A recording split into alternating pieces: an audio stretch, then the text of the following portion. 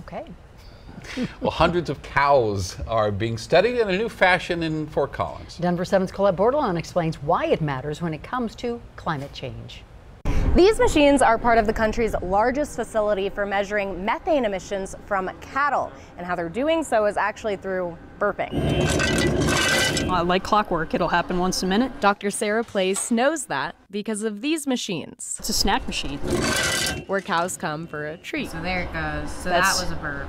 Exactly. And through those burps, emit methane. We don't necessarily hear burps like we think about with people, right? But it is a removal of gas. Yeah, eructation. Microorganisms in their stomach ferment the feed and, like any other fermentation, produce gas. If they didn't belch methane, they actually couldn't eat all of these things that we can't eat. Kim Stackhouse-Lawson is the director of AgNext, a new initiative at Colorado State University that focuses on the development of sustainable solutions in animal agriculture. They both impact and benefit the environment. She says the EPA estimates agriculture makes up for 10% of total greenhouse gas emissions. Of that, livestock is responsible for less than 4%. Beef cattle are the majority of that chunk at about 2.8% of emissions, and that includes methane, nitrous oxide, and carbon dioxide. It might not be as much as the perception of them is, but when we think about methane, and methane is about 12% of the total greenhouse gases that are produced as estimated by EPA. They do produce a lot of that methane. Their burps make up around 27% of the total methane pie. And we're hopeful that as we discover ways to reduce methane, we also can discover ways to increase their animal health and well-being and their performance so that it's really a win-win.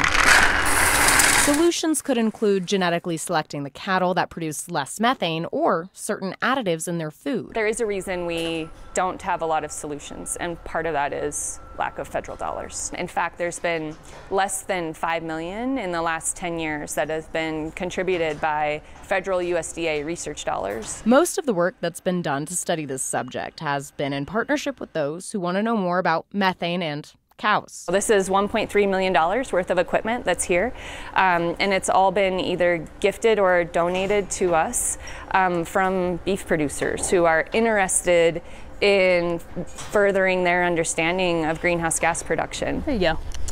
It's a new frontier for beef production. If there's one thing people take away always from presentations I give, just know it's cow burps, not cow farts. That's not really a thing.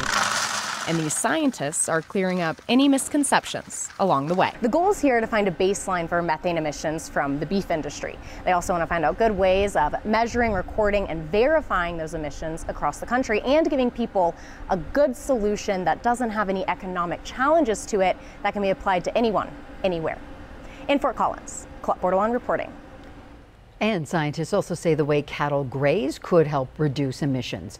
A professor at Arizona State says adaptive multi-paddock, or AMP grazing, might be helpful. It's a technique already used in the UK. Instead of letting cows graze for months in one big field, farmers herd their cattle into smaller areas to maximize manure distribution. And then the herd is moved to a new area in a day or two. Early data shows cows burped up to 10% less methane using this method of grazing.